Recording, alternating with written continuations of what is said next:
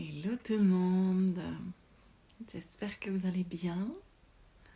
On se retrouve pour notre rendez-vous du dimanche soir, les interviews Live Your Dharma, vivre son dharma. Et j'ai le plaisir ce soir d'accueillir Mélissa Coton du compte Instagram YogiBeMe. Je vais attendre qu'elle nous rejoigne et on va donc parler dharma ce soir.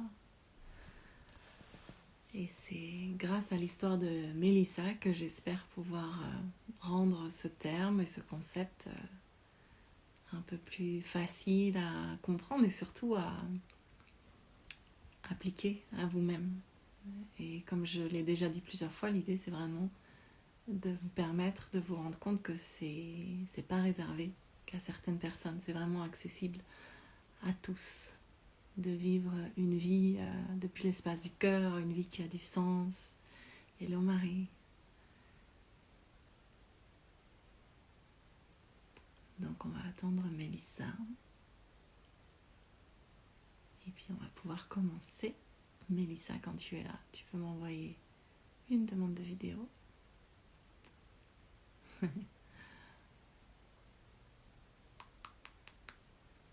J'espère que tout le monde va bien, que vous avez passé un bon week-end. Moi j'ai passé un bon week-end, je me suis fait plaisir aujourd'hui. J'ai participé à une journée détox avec du yoga, du qigong, de la cuisine détox et gourmande par mon amie la talentueuse Carolina du compte La Cucina di Carolina. Et qu'est-ce qu'on a fait encore? Des massages, un massage sonore, je crois on dit en français, gong, ba. Enfin voilà. Du coup, mon énergie n'est peut-être pas tout à fait la même que d'habitude. Mais je suis très contente de vous retrouver. Et on va attendre que Mélissa arrive. Les joies du direct. Comment ça a été le week-end pour vous?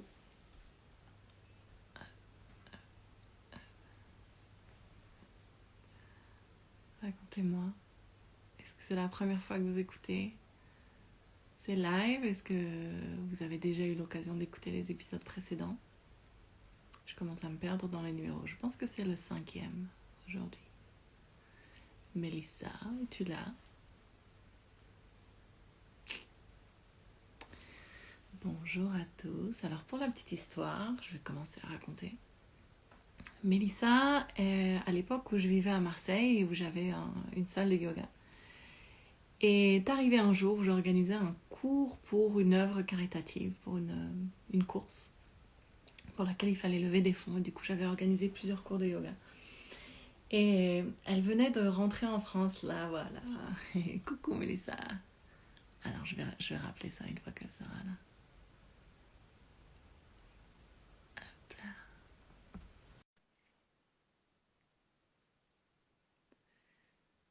Alors, on va attendre que ça connecte. Normalement, ça devrait être bon. Ouais. Hello. Hello, Comment ça va? super, et toi? Heureuse de toi. Oui, moi aussi, moi aussi, moi aussi. J'ai commencé un petit peu j'allais m'apprêter en attendant que tu te connectes. Comment on s'était rencontrés. Alors, je vais juste terminer l'histoire. Oui, bien sûr. Donc, je me souviens de toi quand tu es rentrée dans le studio de yoga à Marseille, comme ça, un peu par hasard, et tu m'as dit toi-même que tu avais trouvé comme ça un peu au dernier moment. Et puis, il y avait cette énergie, il y avait quelque chose que tu émanais, avec lequel j'ai tout de suite accroché. Et puis, on a discuté sans doute un peu avant, puis un peu après le cours. Et puis, ton exotisme de par tes origines, le fait que tu vivais à l'étranger, moi, c'est tout ce que j'aime. Donc, j'ai tout de suite te dit, ah, mais elle est trop cool, cette fille. Et voilà, puis on s'est suivis sur Instagram. J'ai participé à ton programme sur les chakras que j'ai adoré, adoré. J'aime beaucoup, beaucoup la façon dont tu enseignes et transmets tout ce qui touche au yoga, que j'adore aussi, évidemment. Et voilà, et on a eu l'occasion de se retrouver en chair et en os une après-midi cet été. C'était très chouette. Oui. Merci. Ouais, génial. Ben, écoute, merci beaucoup d'avoir non, d'avoir accepté mon invitation. Et on va pouvoir commencer directement. Juste pour information, Mélissa et moi, on a plutôt tendance à échanger en anglais, hein, d'habitude. Donc, on va essayer de ne pas trop mettre de franglish dans nos phrases, sachant que je parle franglish à la maison tout le temps. Donc, j'ai vraiment cette mauvaise habitude, en fait, hein, de mélanger les deux langues dans une même phrase. Mais on va faire des efforts ce soir. Et je me disais même peut-être qu'on pourra refaire un épisode en anglais, si ça te dit. Pourquoi pas?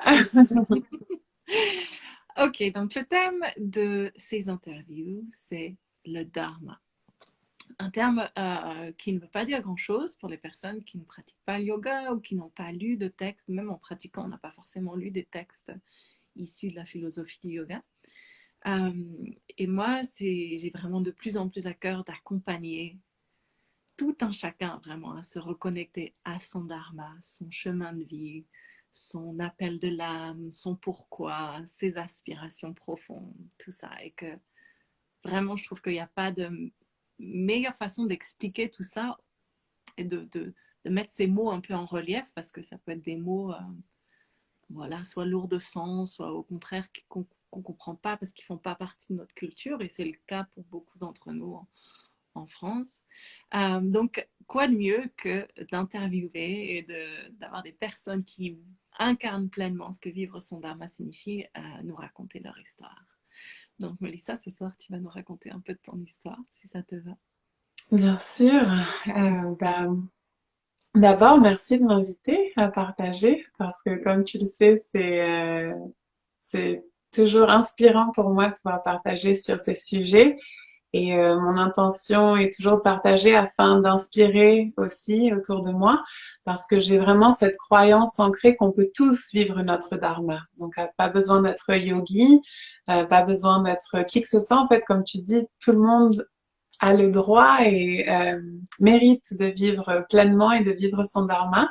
Donc, c'est un honneur d'être invité à partager avec toi et avec ceux qui se joindront à nous pour nous écouter, qui sont déjà là aussi.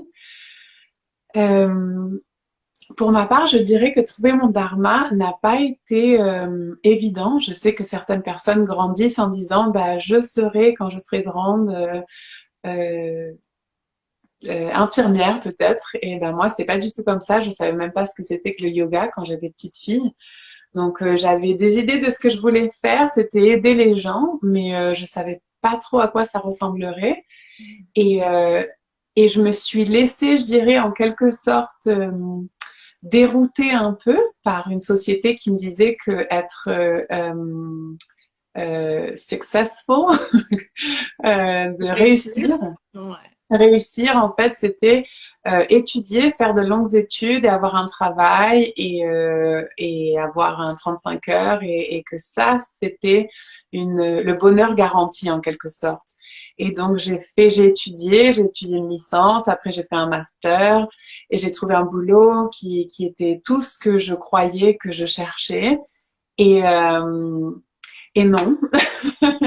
Donc en fait, Surprise!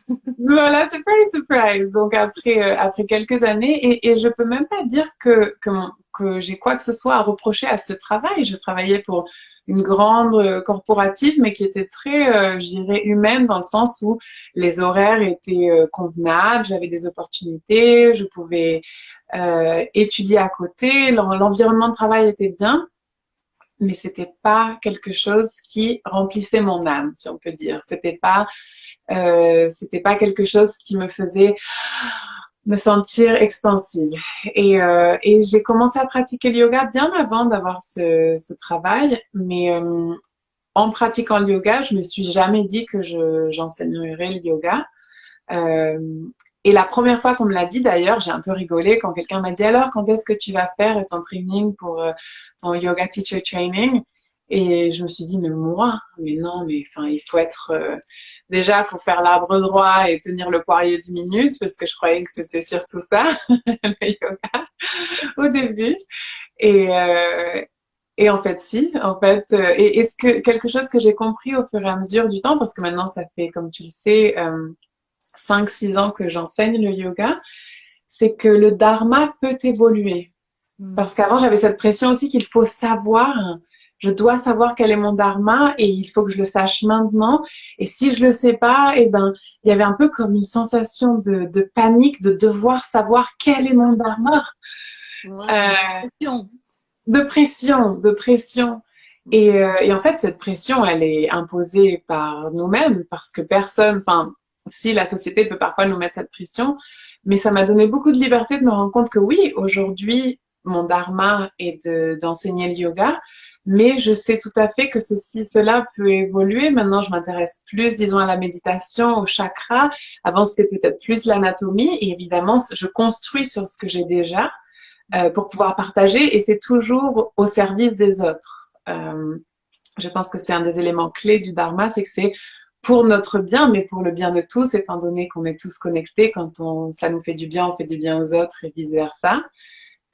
Mais donc oui, le chemin pour trouver mon dharma n'a pas été du tout, je crois que pour beaucoup de personnes, c'est pas une ligne droite, mais plutôt dans tous les sens, de la confusion, beaucoup de doutes, des peurs, des angoisses par moments. Et maintenant, je peux dire que je suis dans c'est pas un lieu, c'est un espace intérieur où je suis claire sur ce qui est un peu comme mon devoir. Et ça m'apaise beaucoup de savoir que je sais pas comment ça va être à l'avenir toujours, mais je sais dans quelle direction je vais. Mm. Et ça fait du bien. C'est hyper important ce que tu dis, de pas forcément savoir quelle forme ça va prendre sur le long terme, mais de savoir que tu es sur le bon chemin. Juste de savoir ça. Je sais pas forcément où je vais, mais je sens que là c'est juste aujourd'hui. Et puis demain, tu prends un pas encore. Comment c'est aujourd'hui? Ouais, là c'est juste. Et puis si ça sonne plus juste, ok, non, là c'est plus super agréable en fait, ou ça m'excite plus, ça m'anime plus, ça m'intéresse plus. Eh ben, je change. Et en fait, une façon dont j'aime bien, enfin, tu sais, j'ai ma petite série de questions, parce que du coup, maintenant, tu es la 5e personne que j'interviewe, donc c'est encore tout nouveau, même pour moi. Et puis, en fait, je me suis rendu compte que finalement, quand j'ai envie que les personnes se présentent, c'est pas tant pour dire ce qu'elles font, mais c'est vraiment pour dire, ben, qu'est-ce qui t'anime en fait? Pourquoi tu fais ce que tu fais? Tu vois? Et toi, tu l'as dit, en fait, dès le départ, tu avais l'impression de ne pas savoir, mais déjà petite, tu savais que tu avais envie d'aider les autres. Donc, quelque part, tu étais déjà en chemin. Hmm, génial. Du coup, qu'est-ce que tu dirais qui t'a mis, enfin, qui t'a fait passer ce cap entre ce premier cours de yoga que tu as pris et puis passer à la formation de yoga et puis maintenant l'évolution vers quelque chose de peut-être plus moins lié directement au corps, mais plus à l'esprit. Comment ça s'est fait? Euh, Alors, je dirais pour la décision vraiment de devenir prof de yoga, enfin de faire le training en tout cas, parce qu'on est toujours soi-même, on ne devient pas quelqu'un d'autre, ce que je croyais avant. Mais c'était quand on me l'a proposé, donc ça m'a fait rire, ça m'a fait sourire. Et en fait, une fois pendant Shavasana, la dernière pause en cours de yoga, j'ai senti un bien-être et une paix que j'avais pas senti auparavant. Et ça a été comme une décision qui était déjà prise. Il y avait plein de doutes, comment est-ce que j'allais financer, comment j'allais faire au niveau du temps. Mais c'était une décision qui était prise au plus profond de moi, je voulais partager cette expérience avec d'autres personnes. Je me suis dit, une fois de plus, je sais pas comment, je sais pas. J'avais beaucoup plus de je sais pas que je sais, mais ce que je savais, c'était que je voulais partager cette expérience avec d'autres. Et ça m'a donné une force pour justement foncer, peut-être même pas foncer, mais aller dans une direction qui n'était pas tout à fait logique, parce qu'il y a des personnes qui m'ont questionné, mais t'as pas fait un master pour être prof de yoga. Mais tu vas donc changer ton salaire confortable pour une vie de bohème où t'as pas de sécurité.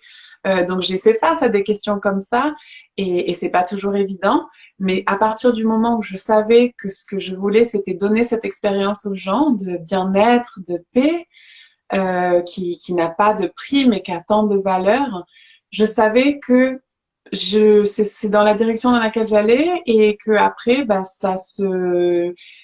et ça s'est un peu fait, je dirais, au fur et à mesure. Et je dirais que c'est l'évolution du soi qui, je le vois en moi, mais je le vois en d'autres aussi, c'est l'évolution du soi qui après est reflétée dans comment on partage avec les autres. Et quand j'ai commencé à pratiquer le yoga, je voulais, au début, c'était plus une pratique physique et je voulais vraiment être en bonne forme physique avant tout, avoir un corps d'une certaine manière qui était pour moi important à l'époque. Et, euh, j'embrasse cette version de moi parce que c'est celle aussi qui m'a intriguée, qui a été intriguée au yoga. Donc c'était exactement ce qu'il fallait sur le moment. Mais avec le temps, avec ma propre évolution spirituelle, je peux voir que maintenant je vois mon corps comme une partie de mon être, mais pas la seule chose, pas le seul aspect. Et au travers de pratiques comme le silence, comme la méditation, euh, j'ai plutôt l'introspection, j'ai découvert des nouveaux, on peut dire, comme des nouveaux niveaux de paix. Et là, je dis, oh waouh, je veux partager encore avec d'autres ces pratiques qui me font tant de bien parce que je sais qu'on peut vivre bien, qu'on peut vivre en harmonie et qu'on peut tous être bien ensemble, mais ça commence toujours à être bien avec nous-mêmes. Et en découvrant ça pour moi-même, alors là, c'est très inspirant pour pouvoir partager avec d'autres. Donc, je dirais que c'est vraiment l'évolution de ma pratique qui après est reflétée dans ma façon d'enseigner, de partager avec les autres. Et c'est excitant parce que aussi, je me dis, bah, where next? Qu'est-ce qui suivra? Je le sais pas, mais j'ai cette confiance que oui, c'est dans la même direction, mais que ça continue à évoluer tous les jours. Ouais, ouais, ouais, génial. C'est, c'est, hum, c'est marrant, hein, cette sensation de, quand tu as dit, je savais pas, mais je savais en même temps. Et en fait, parce que ce qui est rigolo avec Mélissa, petite parenthèse, c'est qu'on a des parcours très similaires en fait. Je pense que j'ai à peu près 10 ans de plus que toi, donc moi je l'ai vécu peut-être il y a 10 ans. Mais pareil, d'avoir travaillé dans le milieu de l'entreprise, et puis ensuite, pareil, d'avoir commencé à pratiquer, je pense, parce que je cherchais un exitoire pour me sentir bien en dehors de mon travail. Et pareil, tous ces questionnements, mais moi, faire une formation yoga, mais non, je n'ai pas le physique pour, je ne suis pas assez souple, je ne suis pas assez ci, je ne suis pas assez ça. Et puis après, mais il y a déjà tellement de profs de yoga, et puis mais comment je vais faire pour me former, et comment je vais faire pour remplir des cours. Et très souvent, en fait, on se, on s'empêche de faire des choses parce qu'on ne sait pas comment on va les faire. Toi, tu as parlé tout à l'heure comment je vais financer la formation, comment. Mais finalement, moi, ce que la vie m'a appris en tout cas, c'est que si tu sais pourquoi tu fais les choses, le comment vient tout seul en fait. Alors tout Mm. seul, c'est toujours pareil, cette danse entre l'action inspirée et le lâcher prise. Donc ça vient tout seul dans le sens où non, pas si tu restes assis sur ton canapé à rien faire, il faut se Mm. mettre dans l'action, mais et on y viendra après, ces rencontres qui se font au bon endroit au bon moment, ce job qui te permet comment d'économiser pile le montant dont tu as besoin pour la formation, ces synchronicités qui se font et qui sont pour moi vraiment des petits signes de la vie qui dit vas-y, ouais, c'est par là qu'il faut aller. Hein. Mhm. Ouais. Ouais, 100%. J'ai vraiment cette confiance maintenant d'être soutenue par l'univers, d'être portée en quelque sorte. Et ça veut pas dire que j'ai pas des moments de doute, que j'ai pas des craintes par moment, mais jusqu'à présent, je suis toujours retombée sur mes pattes, on peut dire. Et je pense que quand on fait les choses, qu'on se laisse guider par notre cœur,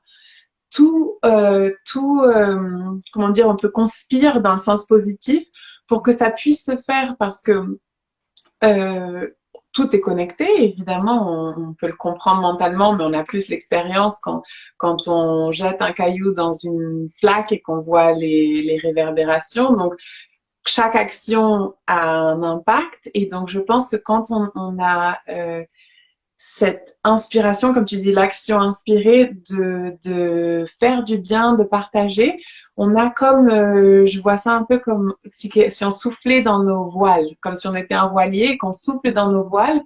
Et même si c'est un moment où il n'y a pas de vent, et là on se dit ouais mais moi je vais arriver là-bas et là bon bah va falloir pagayer ou je sais pas trop comment mais cette confiance nous permet bah, de faire ce petit saut, ce petit pas parce que parfois c'est un pas, parfois la vie requiert qu'on fasse plus un saut. Et je pense que c'est pas mal pour autant d'avoir des euh, un petit plan de OK, bon bah comment je fais? Je me rappelle, je vais partager une petite anecdote. Mhm. Quand je suis retournée vivre au Panama la deuxième fois, j'avais quitté mon travail. J'avais donc au départ j'avais pris une année sabbatique, donc j'avais pas tout lâché. Après j'avais quitté mon travail et là je rentrais en me disant les questions. Et si je remplis pas mes cours? Et si, je m'étais dit, oui, mais tu peux travailler en tant que serveuse. Enfin, tu as deux jambes, deux bras et un sourire et il n'y a pas de problème. Concrètement, il n'y a pas un problème là. Et s'il y en a un, il y a des solutions. Et ça m'avait permis de me pacifier moi-même, de me dire, OK, peut-être que ça fonctionnera pas, mais il y a toujours des options plutôt que de dire, bon, bah, je le fais pas au cas où ça marche pas. Et au final, j'ai pas retravaillé comme serveuse. Mes cours se sont remplis et j'ai toujours pu subvenir à mes besoins et Mhm. plus. Mais j'avais besoin de me dire que si jamais ça marchait pas, d'avoir un petit comme me dire que bon bah je pourrais me rattraper et ça me Un plan rassurait. B. Un plan B, voilà. Et au final, bah, enfin même le plan A, le plan B, bien, ça nous rassure, mais vraiment le plan est divin et on n'a parfois aucune idée à quoi ça ressemblera. Si on m'avait dit que j'habiterais au Guatemala et que j'enseignerais le yoga il y a même 5 ans de ça, je pense que j'aurais rigolé. Mhm. Euh, Maintenant, je trouve que c'est génial, mais sur le moment, c'était pas concevable. J'arrivais pas à ouvrir suffisamment mon esprit à contempler que la vie que j'ai aujourd'hui soit possible. Mhm. Mais je l'ai rêvé et maintenant, c'est une réalité. Donc, c'est Ouais. possible. Ouais. Donc, parce que ton premier boulot dont tu nous parlais tout à l'heure, c'était à Londres, hein, c'est ça? Mhm. Ouais. Mhm. Donc, est-ce que tu as souvenir de ça, d'être à Londres dans ce boulot qui te plaisait pas des masses, et puis de t'imaginer dans un lieu beaucoup plus exotique, à vivre de noix de Oui, coco? bah, oui, vraiment, je vivais pour les vacances. C'est-à-dire que je me disais, dès que je rentrais de vacances, je me disais, OK, je vais commencer à planifier mes prochaines vacances parce qu'en fait, j'avais besoin d'évasion parce que ma vie au quotidien je sais pas s'il ne me satisfaisait pas parce qu'après, je pense que le paradis est un lieu, est un état d'être plutôt qu'un lieu. Donc, je dirais que c'est pas forcément les palmiers qui ont amené cette joie de vivre. Ils ont beaucoup contribué. Le coco, ça fait du bien. Mais, euh, mais c'était un peu un mindset que j'étais quelque part où je voulais pas rester, en quelque sorte. Mais je me disais, ouais, mais les profs de yoga, ils gagnent peu, ils peuvent pas voyager, ils travaillent beaucoup. Donc, j'avais beaucoup de limitations basées sur certaines choses que j'avais entendues, mais surtout sur de la fiction. C'était moi qui m'étais imposé des limites. Et donc, je travaillais donc de 9 heures à 5h30 en attendant ma pause déjeuner, en attendant 5h30 parce que je faisais pas quelque chose que j'aimais. Ça me déplaisait pas. J'aimais bien parce que j'avais du contact avec des gens et je savais que ça avait un impact positif sur la planète, sur l'humanité, en petite, voilà, petite contribution, mais quand même.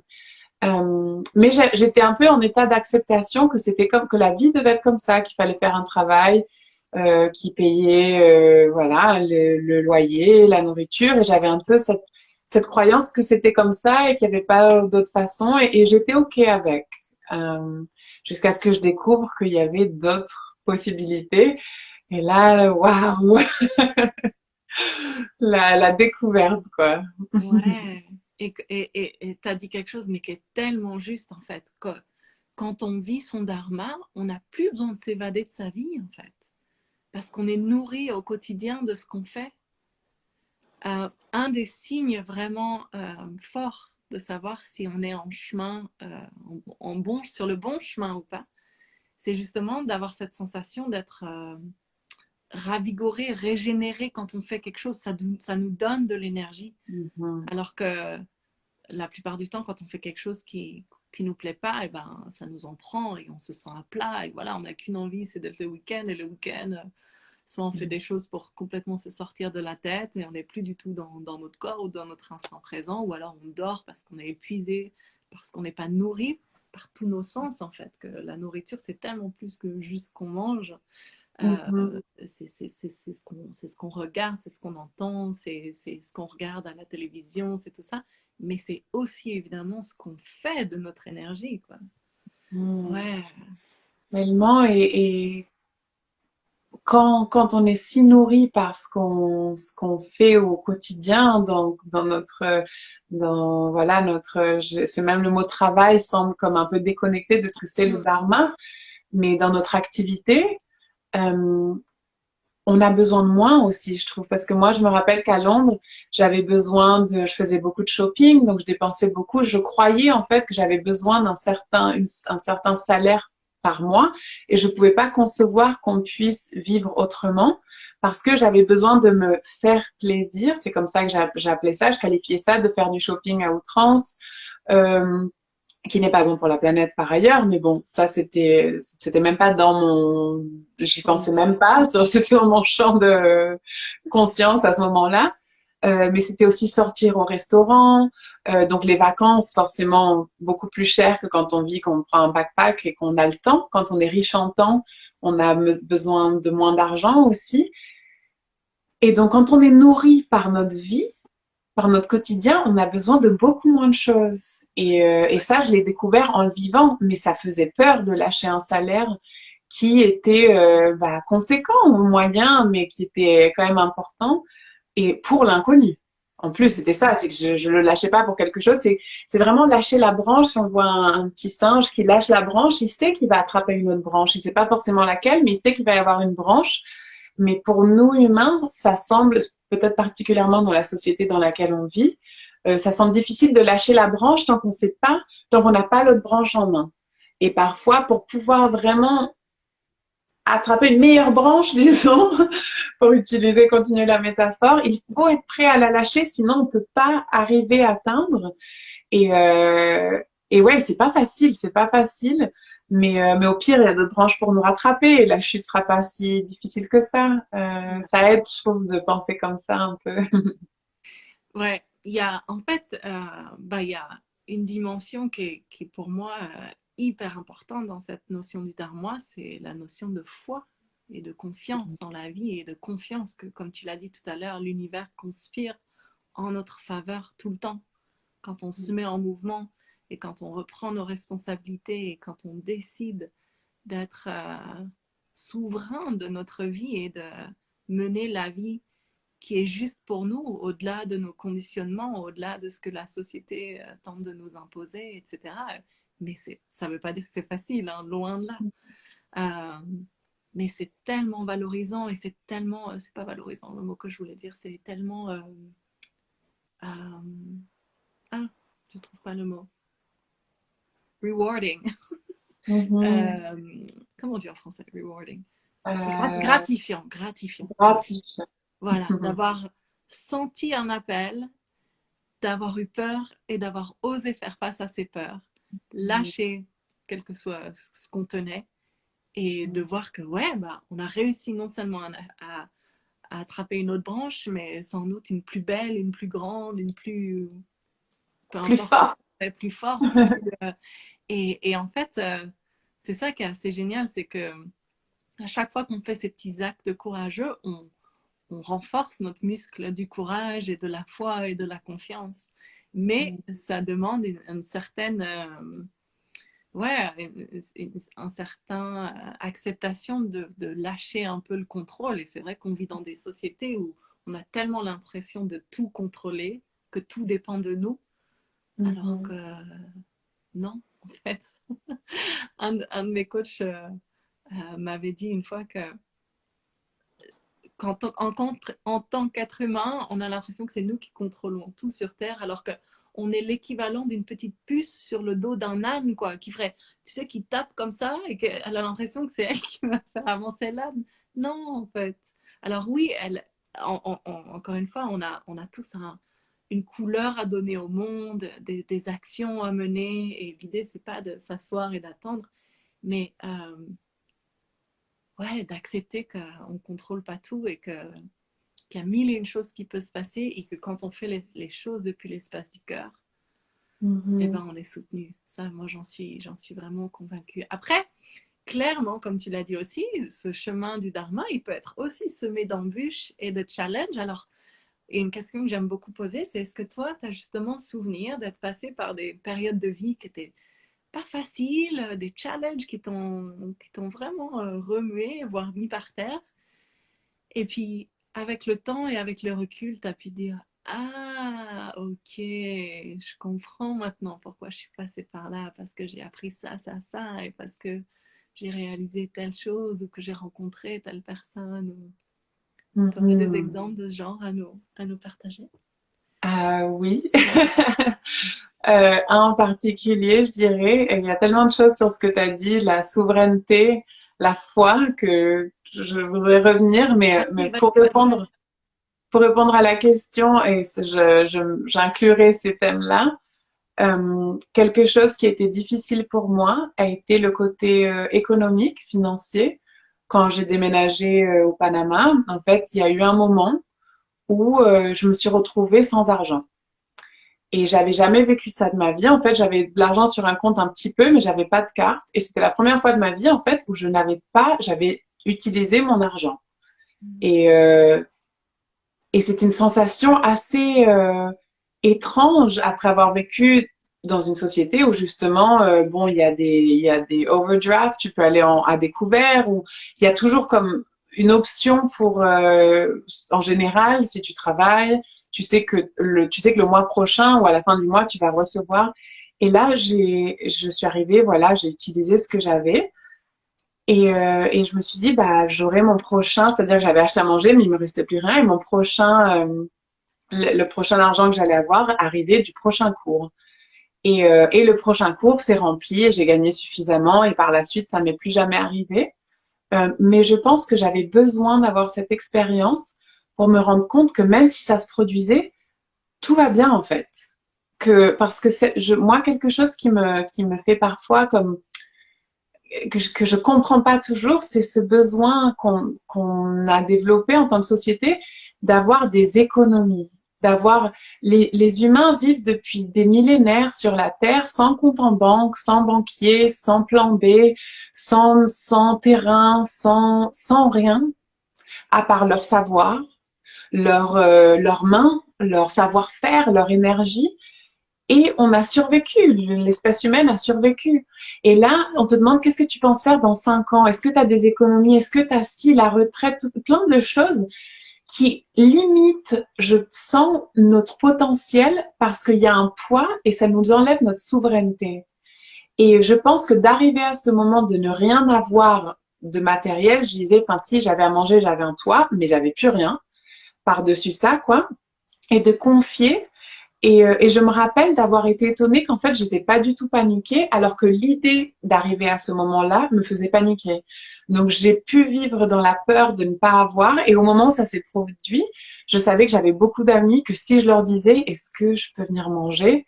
Que tellement de personnes, tellement des personnes qui venaient à mes cours, des amis, tellement de personnes qui avaient des restaurants m'auraient dit, mais bien sûr, j'irai à un cours, on fait un échange. Enfin, j'avais aucun doute que je ne passerais pas de faim, que je ne, mais même un repas, quoi, que j'aurais pas à sauter de repas. Et sans avoir cette expérience, ça serait peut-être resté une peur. Donc souvent, le monstre fait plus peur que le monstre en soi, l'idée du monstre. Donc de se retourner, de le regarder, de dire, ah, c'est ça.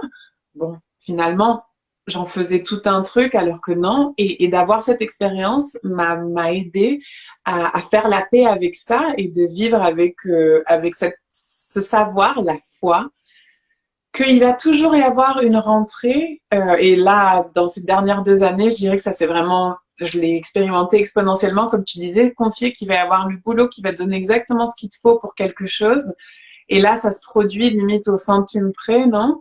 Des situations où là, je dis, ah oui, ce que je croyais se manifeste et ça continue de nourrir ma foi parce que la vie me montre que je suis soutenue, que je suis aidée, toujours quand les décisions sont faites d'un lieu d'amour. Donc, si les décisions viennent de la peur, qu'il y a une rétraction, là, je sens qu'on n'est pas, enfin, on n'est pas aidé, appuyé, parce que c'est la qui empêche. Et c'est quand on vit comme ça que oui, que les opportunités se présentent, expansion, on rencontre les personnes qu'on doit rencontrer pour collaborer, comme toi et moi. Et ça, c'est exponentiel, ça continue à se multiplier, on s'ouvre. Et la vie est tellement belle quand on se permet, parce qu'on peut tous, c'est pas unique à moi ou à toi, on peut tous vivre dans cet état d'expansion. Mais c'est vrai que le manque de souveraineté qui est apporté par je blâme personne, mais un État une société qui parente un peu, qui dit tu devrais économiser pour ça et tu devrais faire comme ça et il faut comme ça et qui limite je comprends, pour aider, mais qui limite en quelque sorte, pour moi, ça limite aussi la potentialité et c'est pas évident à faire face et à savoir comment gérer. Ouais, c'est pas évident de sortir de ce système en fait. C'est un système qui nous biberonne depuis tout petit, effectivement, à croire qu'effectivement il faut assurer ses arrières, tout ça. Et du coup, on n'est plus du tout dans cette spontanéité, dans cette écoute des élans du cœur, de ce langage du corps dont je parle tout le temps. Et effectivement, si tu fais une action en disant, bon allez, je vais essayer de faire ça, mais que tout ton corps fait ça, clairement, tu n'es pas en expansion. Quand tu te lances à cœur perdu en disant on y va, on verra bien, et ben là, tu peux être sûr que tu vas être soutenu. Mais sûr. Et attends, pareil, je voulais rebondir sur plusieurs choses. Ouais, bon, ça c'est plus une petite aparté, mais par rapport au système, effectivement, d'accumuler. Et je vais sans doute pas le raconter très bien, mais je me souviens avoir vu une anecdote par rapport aux singes encore, ça va être le thème de ce soir, mais qu'en gros, dans un groupe de singes, je sais pas comment, une meute de singes, s'il y en avait un qui commençait à accumuler plein de bananes de son côté et que les autres n'en avaient pas assez, il serait isolé du groupe en fait, on n'en voudrait plus, il serait considéré comme malade, quoi. Alors que nous, qu'est-ce qu'on fait? Les gens qui ont énormément d'argent, on les met sur les premières pages de magazines, on les encense, alors que en fait, c'est plutôt un symbole très évident que notre société va vraiment mal, quoi. Bref, c'était une petite parenthèse par rapport aux singes, mais quelqu'un avait parlé de ça et je me suis dit, mais oui, c'est tellement évident, et puis d'autant plus quand on a lu les textes yogiques et qu'on sait qu'on forme un tout et que, ben voilà, si on forme un tout, pourquoi il n'y en aurait que pour certains et pourquoi on laisse crever la bouche ouverte certains autres alors qu'on fait tous partie de ce même organisme gigantesque en fait. Oui, et puis ce que tu disais aussi par rapport à d'avoir touché le fond, d'avoir vécu cette expérience, waouh, là je n'ai plus d'argent. Si j'ai besoin d'aller me chercher un truc, là je ne peux pas. C'est intéressant parce qu'un des outils du coaching, quand on travaille sur tout ce qui est peur et croyances limitantes, c'est vraiment d'aller gratter, d'aller chercher qu'est-ce qu'il y a derrière cette peur et qu'est-ce qui pourrait arriver de pire que ça. Et quoi d'autre? Et quoi d'autre encore? Et donc, toi, c'est comme si tu étais arrivé, c'était même pas juste dans du questionnement, tu as vécu, ok, qu'est-ce qui pourrait être pire que ça? Et tu es arrivé à ton pire du pire, qui est, ok, là, je n'ai plus d'argent. Et tu t'es rendu compte que tout allait bien, en fait. Exactement. Exactement. Et je veux, si je peux rebondir sur quelque chose que tu as dit et qui est lié à ça, et qui est la définition de l'abondance. Et avant, j'avais mal compris ce qu'était l'abondance. Je croyais que l'abondance, c'était avoir beaucoup. C'était avoir trop même. Que vivre en abondance, c'était avoir beaucoup de tout, trop de tout, que ce soit nourriture, que ce soit tout, matériel surtout. Mais en fait, maintenant, je comprends que l'abondance, c'est avoir suffisamment. Et suffisamment, c'est pas beaucoup en fait. On n'a pas besoin d'avoir beaucoup pour avoir suffisamment. Et si on vit tous en abondance avec ce qu'il nous suffit, il y a suffisamment pour tous. Le problème, c'est pas qu'on soit trop nombreux sur la planète. C'est que certains ont beaucoup plus que leur part. Et donc, à ce moment où je me suis sentie, enfin, je me suis sentie non, justement, où j'avais pas de monnaie, j'avais pas de finances, je me suis sentie quand même abondante parce que j'avais une abondance d'amis, mais j'avais aussi une abondance de savoir. Je savais comment donner un cours de yoga. J'avais des connaissances le lendemain, il me semble. Ouais, le lendemain, j'ai donné un cours, je crois que c'était à 7 heures du matin, et là, il y a 10 personnes qui sont venues, et d'un coup, ben, j'avais fait exactement ce qu'il me fallait, enfin, même plus. Euh, par la suite, comme je te disais, après, ça a plus jamais été un problème. Mais j'avais une abondance, pas d'économie, mais de tout ce qu'il me fallait pour me nourrir, pour avoir ce dont j'avais besoin. Et je pense que c'est très important de regarder, d'observer une autre définition d'abondance, de se demander qu'est-ce que vivre abondamment et est-ce que je vis en abondance? Et c'est vraiment une façon de voir la vie plutôt que de dire oh il me manque, j'ai pas suffisamment, j'ai pas. Qu'est-ce qu'on a?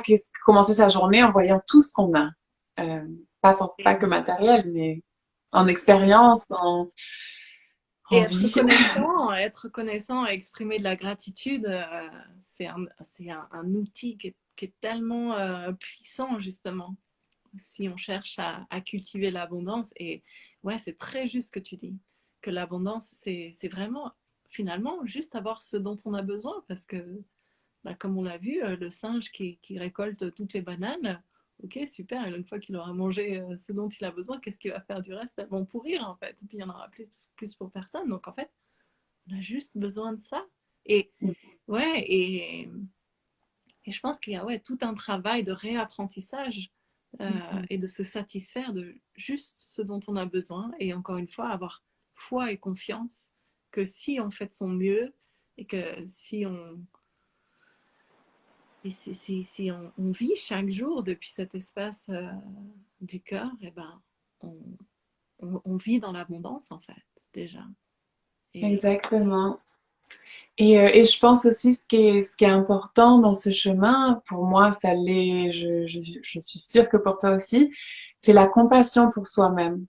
Parce on est quand même dans un environnement, on va dire, qui nous encourage à consommer. Donc moi, je peux voir, je m'étais vue, ça c'était il y a 2 ans quand j'étais retournée à Londres, à me dire, oh, mais il faut que j'achète des leggings d'une certaine marque pour aller donner des cours parce que tout le monde en porte et d'avoir cette compassion parce que j'étais retombée dans des patrons que j'avais complètement lâchés en vivant au Panama. Je m'achetais plus schémas, rien. Il y avait... les schémas, Comment? les schémas. Les schémas, merci des patrons, des schémas. Mais donc au Panama, j'avais lâché ces schémas parce qu'il n'y avait pas de shopping, donc je vivais très contente avec les peu de choses que j'avais. Et là, en rentrant en Europe, tout d'un coup, j'étais retombée dans un schéma et je pense que la compassion fait qu'au lieu que ce soit un moment qui est en fait de honte et de peine et de dire oh j'ai été pour moi c'était le discours j'ai été mauvaise je suis méchante quoi parce que je oui voilà je me flagellais je m'auto-fouettais en disant c'est pas bien et c'est bien en conscience mais avec cette compassion que c'est une évolution qu'on apprend que c'est aussi un environnement qui encourage la surconsommation et donc ok, l'abondance vient de l'intérieur. Quand je vis dans certains environnements, je peux tomber, oublier ça et me ramener, quoi, et se rappeler que c'est un chemin et revenir et revenir et revenir jusqu'à ce que ce soit tellement ancré en nous que ça devient quelque chose de vraiment naturel et de facile. Et pareil, d'ailleurs, pardon, ça me fait penser en parlant de dharma. Tu as dit quelque chose au début quand tu t'es posé la question, mais comment il y a déjà beaucoup de profs de yoga? Cette idée d'abondance, il y a suffisamment pour tous. Quoi qu'on fasse, quand on vit vraiment notre dharma, quand on vit à partir, comme tu disais, ces élans du cœur, j'adore cette expression, les élans du cœur, confier qu'il y aura suffisamment pour tout le monde si on prend que ce dont on a besoin. Donc ça m'arrive aussi de vouloir donner plein de cours de yoga et après dire, mais attends, s'il y a d'autres profs de yoga, enfin non, est-ce que j'ai vraiment besoin de 10 cours par semaine? Non, je peux peut-être en donner 4, une autre on en aura 4, une autre 4, et il y a suffisamment de cours pour tout le monde, il y a suffisamment d'élèves pour tout le monde, et il y a suffisamment. Ouais, ouais, absolument.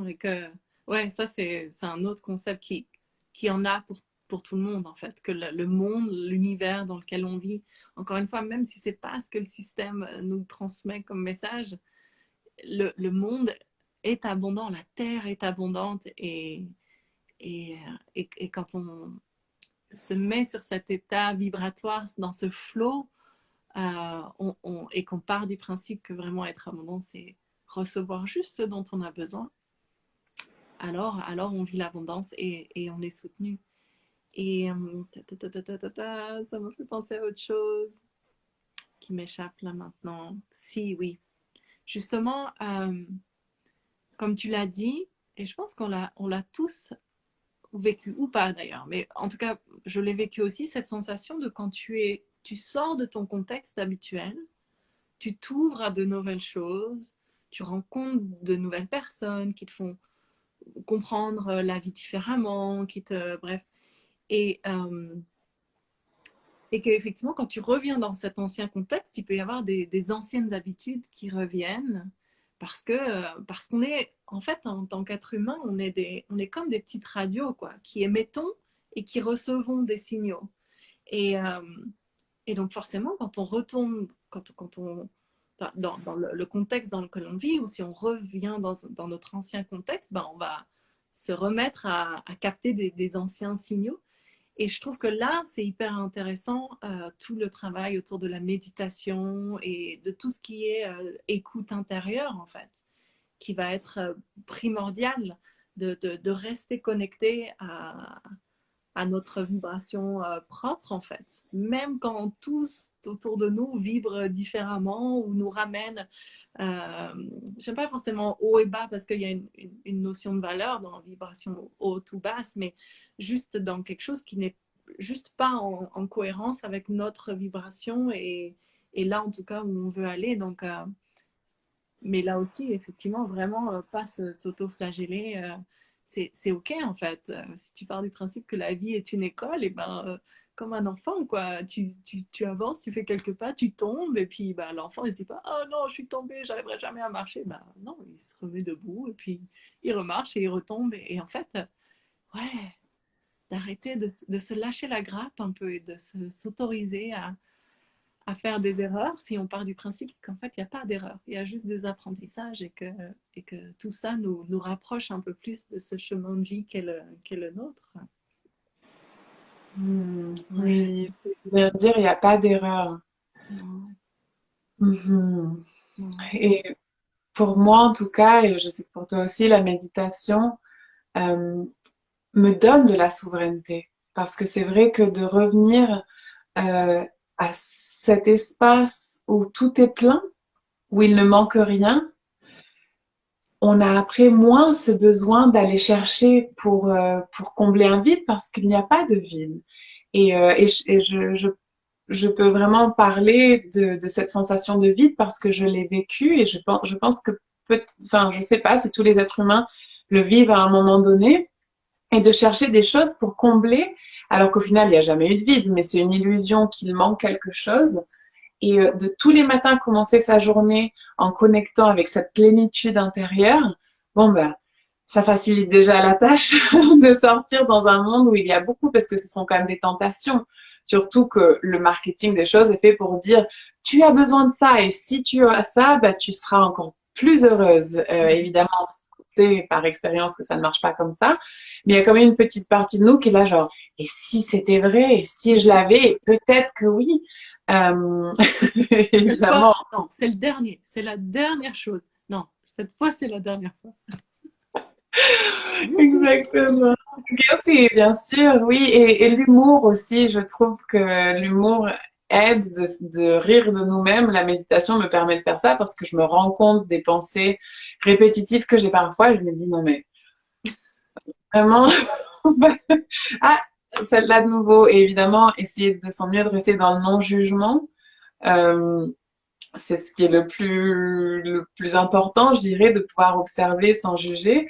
Mais comme ça, on apprend à se connaître. Et je pense que ça peut aussi, pour retourner au thème du dharma, ça peut aussi nous éclairer sur ce qui nous fait sentir expansif. Parce que parmi toutes les pensées qui peuvent apparaître dans une session de méditation, Il y en aura qui reviendront et on peut sentir, comme tu disais, soit l'expansion, soit la rétraction.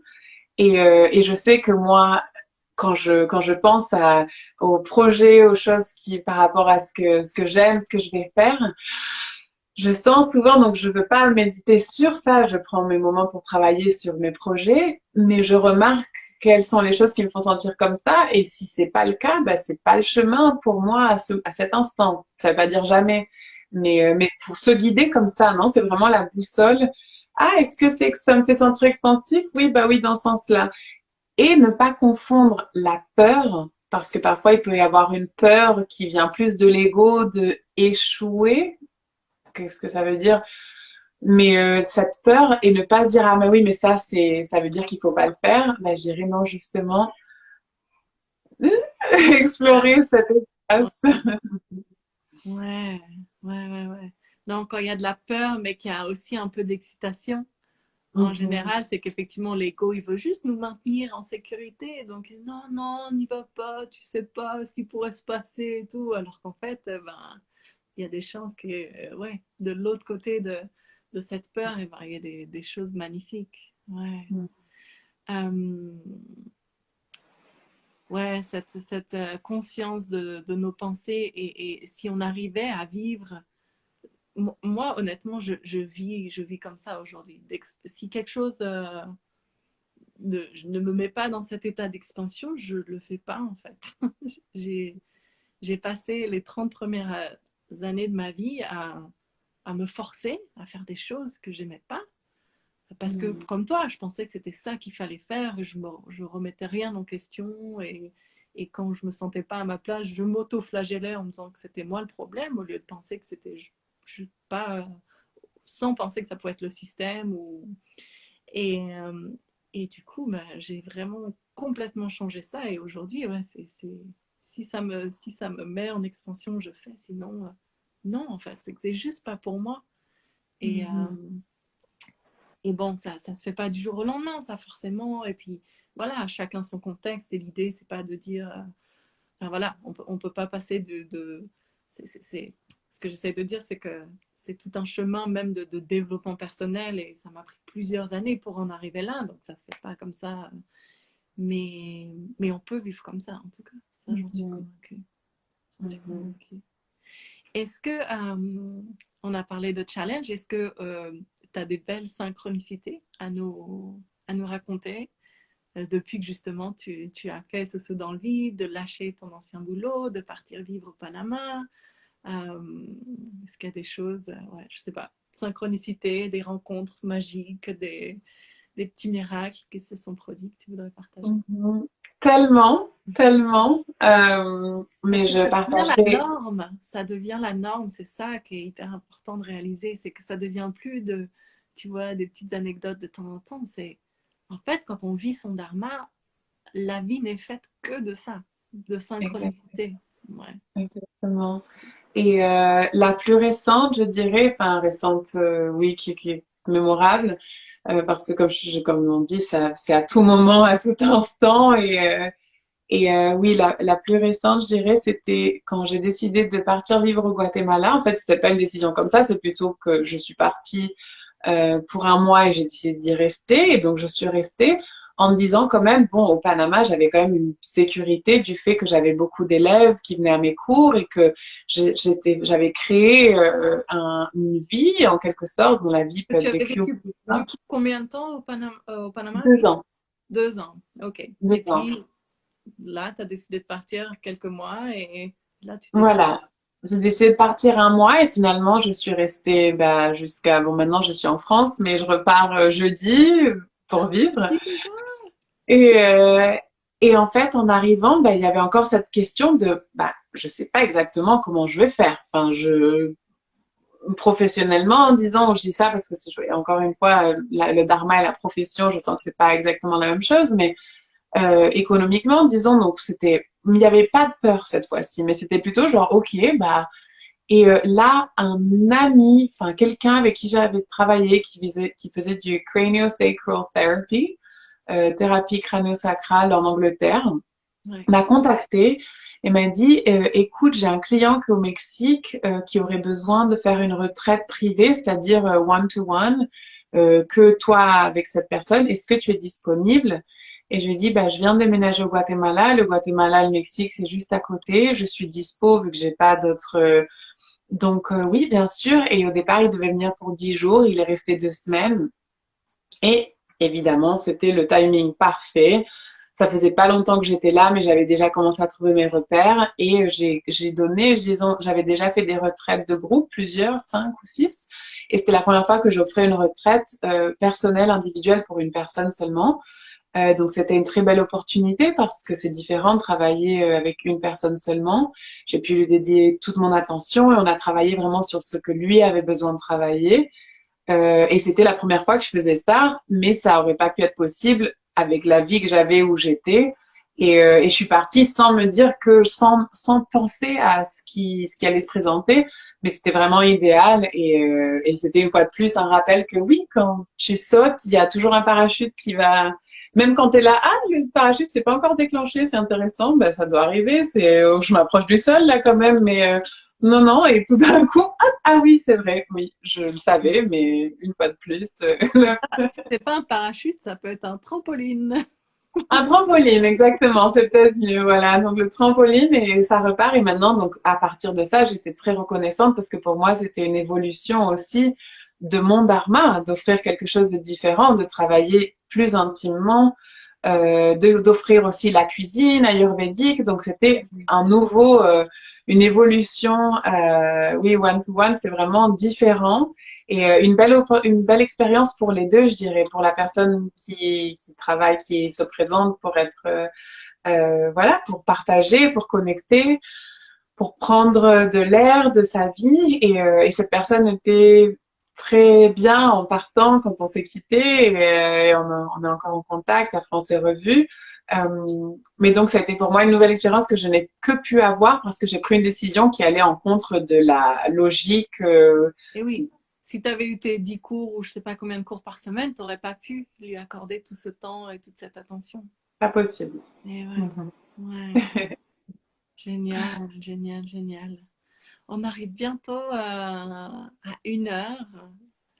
Donc, est-ce que pour terminer, tu aurais un conseil à donner pour les personnes qui nous écoutent, un conseil quant à faciliter de trouver son dharma? Ouais, un conseil par rapport au dharma, qu'est-ce que tu recommanderais?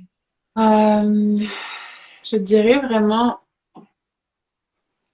connecter à l'intérieur plus qu'à l'extérieur, parce qu'il y a tellement d'agents avec des avis, nos parents, nos amis, la société sur ce qu'on devrait faire, comment ça devrait être, que ça peut être très perturbant, mais je sens qu'au final, à l'intérieur, la réponse est là et qu'il n'y a pas besoin d'avoir une réponse claire, mais un sens de la direction.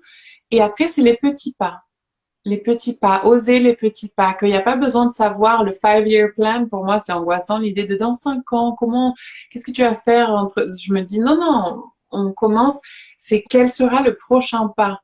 Et puis au fur et à mesure, et oser prendre le prochain pas, et savoir que ça peut changer, il n'y a pas d'obligation de rester. Donc, c'est bon, c'est plus qu'un conseil. Mais le premier, c'est vraiment, c'est garder, presque parfois, il faut peut-être même des œillères, donc être conscient du contexte, mais aussi dire, OK, j'ai ma boussole intérieure, quoi, qui peut se sentir déboussolée avec toutes les informations, mais se rappeler qu'on a une boussole intérieure réellement Ouais. et passer du temps avec soi en silence, donc la méditation, le temps dans la nature et prendre des grandes respirations, si on peut faire tous ensemble. Ceux qui regardent maintenant,